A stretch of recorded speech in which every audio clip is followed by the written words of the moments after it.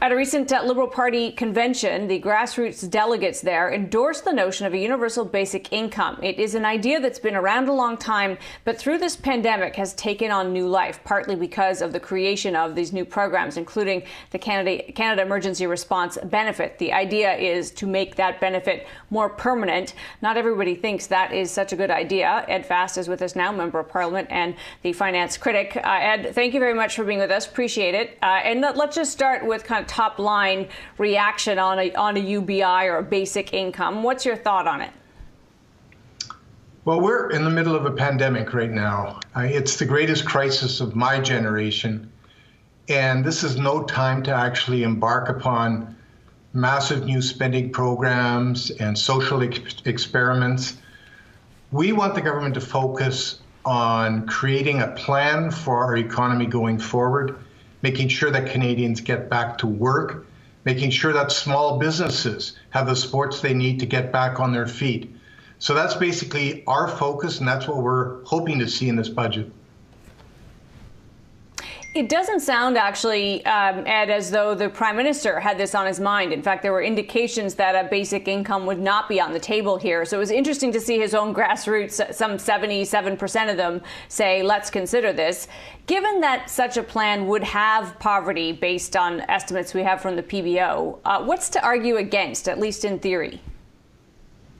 Well, the argument right now is that the government should be focusing on reopening the economy safely, getting Canadians back to work, investing in the key elements that are going to improve the productivity of our economy.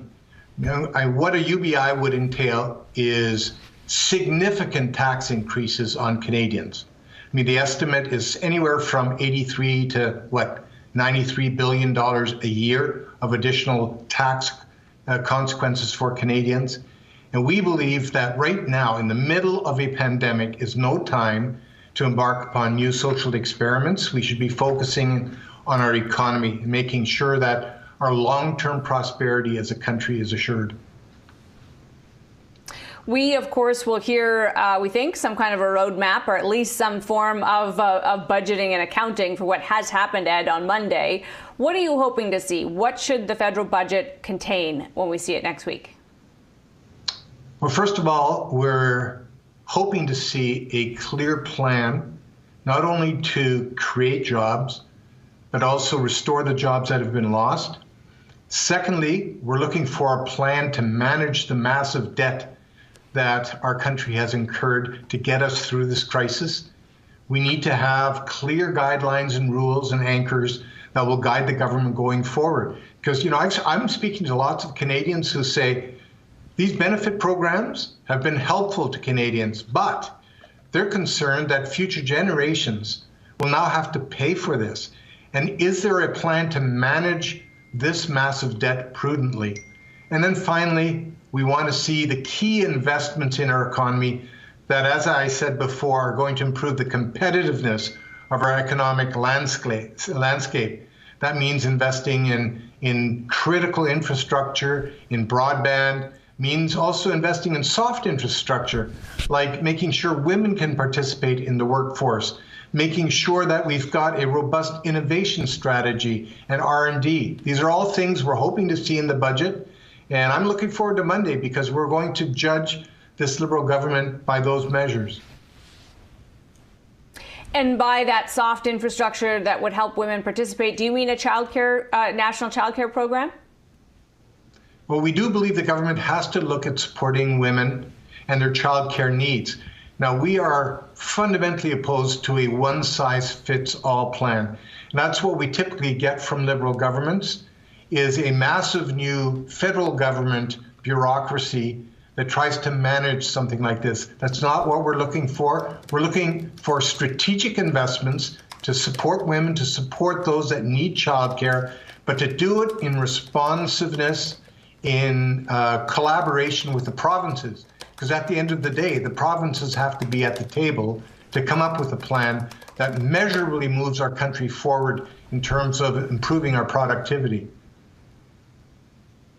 We're still deep in this pandemic, and we expect even more restrictions in Ontario today, Ed, as you know. Although the news on the vaccine front is mixed, although we've got some good news on the Pfizer front today, if you were putting together a budget right now, how much of that could be, at this moment, forward-looking? You know, that $100 billion that has been floated out over 3 years for stimulus spending. Is now the time to do it? And if so, where would you focus? Well, I've spoken to many, many economists over the last month or so, and most of them are concerned that the stimulus will be pumped into our economy when it's not necessary. We do believe in supporting Canadians through this crisis, getting Canadians through this pandemic, but this stimulus is intended to generate economic growth. And the problem is we already have pretty robust GDP growth. We have, anywhere from $200 to $300 billion of savings sitting in corporate and household accounts. We have a massive infrastructure program that President Biden has put forward on top of a $2 trillion stimulus program in the U.S. And you know, when they spend on stimulus and infrastructure, a lot of that washes over our border. Will that stoke inflationary pressures? A lot of the economists fear that will. So this $100 billion, we don't know how the government came up with it. Why not $150 billion? Why not $50 billion? Is it necessary?